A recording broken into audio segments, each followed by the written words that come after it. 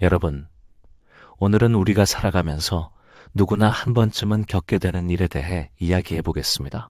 바로 누군가가 우리에 대한 험담을 하고 있다는 소식을 들었을 때의 상황 말입니다. 어쩌면 지금 이 순간에도 여러분 중 누군가는 이런 경험을 하고 계실지도 모르겠습니다. 친구로부터, 동료로부터, 혹은 우연히 들은 이야기를 통해 누군가가 내 뒤에서 좋지 않은 말을 하고 있다는 것을 알게 되는 그 순간의 마음을 저는 너무도 잘 알고 있습니다. 그 순간 우리 마음에는 무엇이 일어날까요? 먼저 놀라움이 밀려옵니다. 정말로?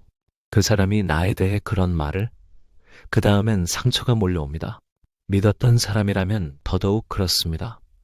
그리고 분노가 올라옵니다. 어떻게 그럴 수가 있지? 마지막엔 복수심까지 생기곤 합니다. 나도 똑같이 해주고 싶다는 마음 말입니다. 이런 감정들이 마음속에서 소용돌이치고 있을 때 우리는 어떻게 해야 할까요? 2500여 년 전 부처님께서는 이미 이런 상황에 대한 깊은 통찰을 우리에게 남겨주셨습니다.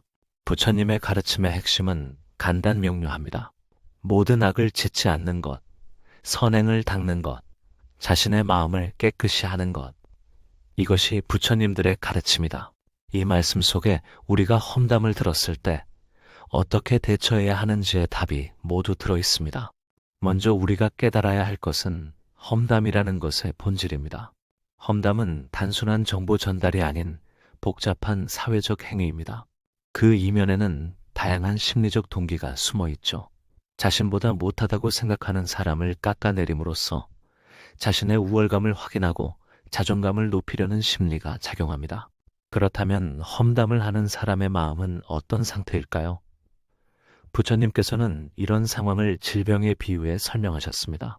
성냄에 빠져 있는 사람은 담즙병에 걸린 사람과 같다고 하셨습니다. 아무리 꿀이나 달콤한 음식을 주어도 진정한 맛, 달콤함을 맛보지 못하는 것처럼 성냄에 빠져 있는 사람은 부처님 가르침의 달콤한 맛을 경험하지 못하고 있다는 것입니다. 이 말씀을 통해 우리는 알 수 있습니다. 험담을 하는 사람은 이미 자신의 마음이 병들어 있는 상태라는 것을 말입니다. 그들은 삶의 진정한 달콤함을 느끼지 못하고 있기에 다른 사람을 헐뜯음으로써 잠깐의 위안을 찾으려 하는 것입니다. 이렇게 생각하니 그들에 대한 분노보다는 연민이 우리 마음에 일어나지 않나요? 그렇다면 우리는 이런 상황에서 어떻게 행동해야 할까요?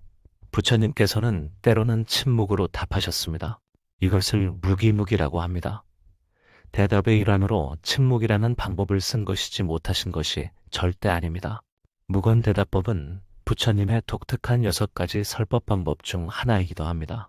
부처님의 침묵은 단순한 무반응이 아닙니다. 그것은 깊은 지혜에서 나온 선택이었습니다. 어떤 질문들은 답하는 것보다 답하지 않는 것이 더 큰 가르침을 주기 때문입니다. 험담을 들었을 때도 마찬가지입니다.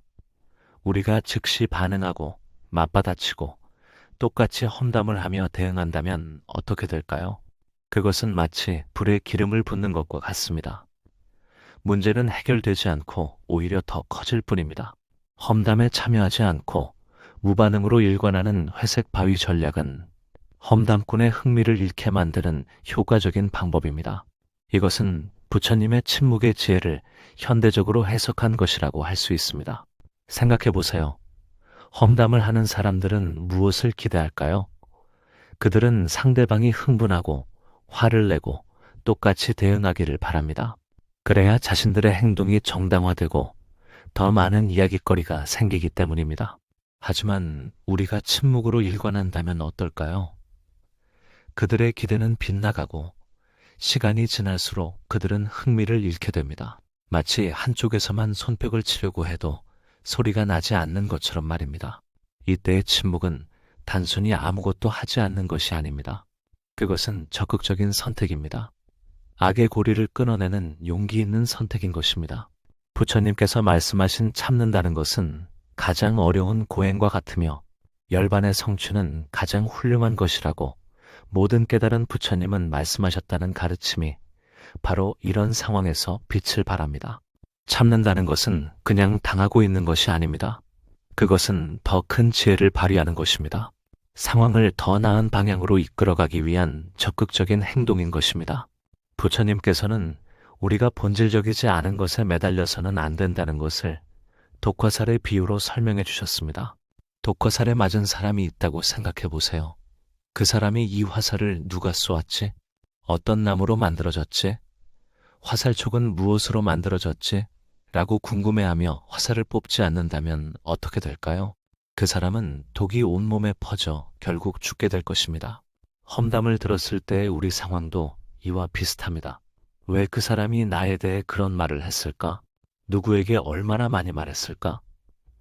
내가 뭘 잘못했을까라는 생각에만 빠져 있다면 우리 마음속의 독은 계속 퍼져나갈 것입니다. 부처님께서 말씀하시고자 한 것은 이런 것입니다. 지금 가장 중요한 것은 화살을 누가 쏘았는지가 아니라 우리 마음속에 박힌 분노와 상처라는 독화살을 빼내는 것이라는 말입니다. 그렇다면 어떻게 이 독화살을 빼낼 수 있을까요?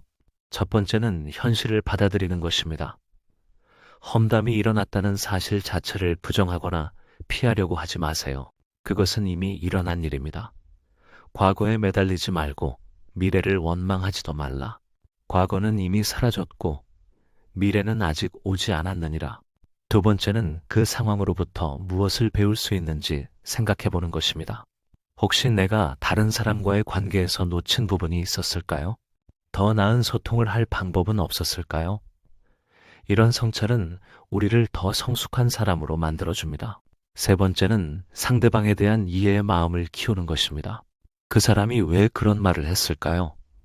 어쩌면 그들도 상처를 받았거나 스트레스를 받고 있는 상황일지도 모릅니다. 부처님께서는 성냄에 빠진 사람을 질병에 걸린 사람으로 보셨습니다. 병든 사람을 원망하기보다는 치유를 위해 기도해 주는 것이 더 자비로운 마음이 아닐까요? 부처님의 가르침에서 가장 중요한 것 중 하나는 자신의 마음을 깨끗이 하는 것입니다. 험담을 들었을 때 우리가 해야 할 가장 중요한 일도 바로 이것입니다.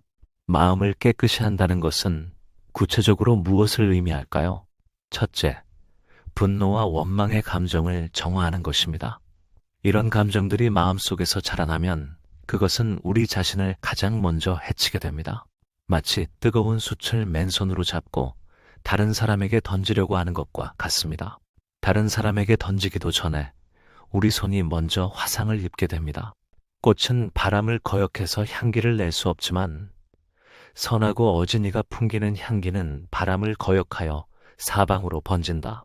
는 부처님의 말씀처럼 우리가 선한 마음을 지킬 때 그 영향은 주변 모든 곳에 퍼져나갑니다. 둘째, 자신의 내면을 들여다보는 시간을 가지는 것입니다. 하루 중 조용한 시간을 내어 명상하거나 깊이 성찰해 보세요. 나는 지금 어떤 마음 상태에 있는가? 내 마음에 평화가 있는가? 아니면 여전히 분노와 상처가 꿈틀거리고 있는가? 셋째, 감사의 마음을 키우는 것입니다. 비록 누군가가 우리에 대해 좋지 않은 말을 했을지라도 우리 주변에는 여전히 우리를 아끼고 사랑해주는 사람들이 있습니다. 우리를 지지해주는 사람들에게 마음을 돌리고 그들에 대한 감사를 느껴보세요. 넷째, 선한 행동을 실천하는 것입니다. 부처님께서 말씀하신 선행을 닦는 것이 바로 이것입니다. 누군가 우리에 대해 악한 말을 했다고 해서 우리까지 그런 행동을 따라할 필요는 없습니다. 오히려 더 선한 행동으로 응답할 때 우리는 더 큰 사람이 됩니다. 다섯째, 용서의 마음을 키우는 것입니다. 이것이 가장 어려운 일일 수도 있습니다. 하지만 용서는 상대방을 위한 것이 아닙니다. 그것은 우리 자신을 위한 것입니다. 용서할 때 우리는 원망과 분노의 무거운 짐을 내려놓고 자유로워질 수 있습니다. 마지막으로 부처님께서 보여주신 가장 큰 지혜는 어떤 상황도 선한 방향으로 전환시킬 수 있다는 것입니다. 부처님께서는 날카로운 톱으로 도적들이 잔인하게 그대들의 사지를 잘라낸다 해도 결코 동요하지 말라. 만약 그대들이 분노심을 일으키거나 마음을 더럽힌다면 그대들은 나의 가르침을 따르는 자가 아니니라고 말씀하셨습니다. 이것은 극단적인 예시이지만 그만큼 우리가 어떤 상황에서도 마음의 평화를 잃지 않을 수 있다는 것을 보여주는 말씀입니다. 험담을 들었을 때 우리는 이것을 오히려 성장의 기회로 만들 수 있습니다. 첫째, 자신을 돌아보는 기회로 삼으세요. 혹시 내가 다른 사람들과의 관계에서 소홀했던 부분이 있는지, 더 나은 소통을 할 방법은 없는지 생각해 보세요. 둘째, 더 깊은 자비심을 기르는 기회로 삼으세요. 험담을 하는 사람도 결국은 고통받는 존재입니다. 그들을 이해하고 용서하는 마음을 기를 때 우리의 마음은 더 넓어집니다. 셋째, 주변 사람들과 더 깊은 관계를 맺는 기회로 삼으세요. 이런 일을 겪고 나면 진정으로 우리를 이해하고 지지해주는 사람들이 누구인지 더 명확하게 보입니다. 그런 사람들과 더 깊은 우정을 나누세요. 넷째, 다른 사람이 같은 상황에 처했을 때 도움을 줄 수 있는 지혜를 얻는 기회로 삼으세요. 우리의 경험은 다른 사람들에게 큰 위로와 도움이 될 수 있습니다. 부처님께서는 성스러운 8가지 길팔 정도, 이 열반에 이르는 길입니다. 즉, 바른 견해, 바른 생각, 바른 말, 바른 행동, 바른 생활수단, 바른 정진, 바른 마음 챙김, 바른 집중입니다라고 말씀하셨습니다. 험담을 들었을 때 우리가 바른 견해로 상황을 보고 바른 생각으로 대응하고 바른 말로 응답하고 바른 행동을 할 때 여러분 기억하세요. 다른 사람의 말이 우리를 정의하지 않습니다.